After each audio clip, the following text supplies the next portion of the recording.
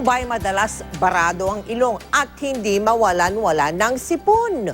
O kaya ay nakakaramdam ng hirap sa paghinga?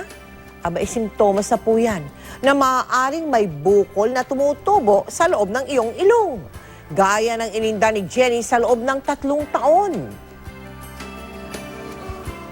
Bigla-bigla na lang nahihirapan sa paghinga at pagsasalita ang dalagitang si Jenny. Sa school, kapag nag-recite ako, ayun, nagtatawalo yung mga klase ko. Kagod na kasi ako. Kaya siyempre naapektuhan ako. Nasasaktan yung damdamin ko.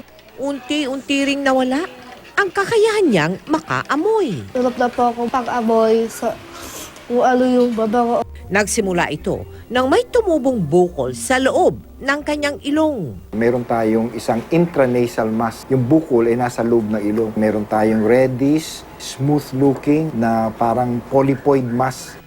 Pero sa aming muling pagbisita sa kanya, kapansin-pansin na ang malaking pagbabago. Nakakahinga na po ako nakapag-amoy, tapos hindi na ako nahilik. Ayos na yung pagsasalita ko.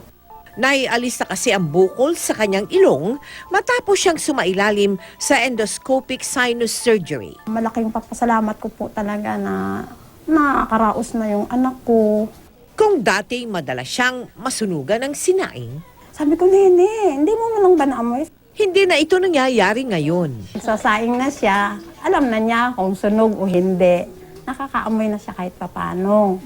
Ang tuluyang paggaling, dulot ay ginhawa at panibagong kumpiyansa para kay Jenny. Maging chef, ay makapagtapos ng pag-aaral para makatulong sa pamilya ko. Papasalamat po ako sa lahat ng tumulong po sa akin.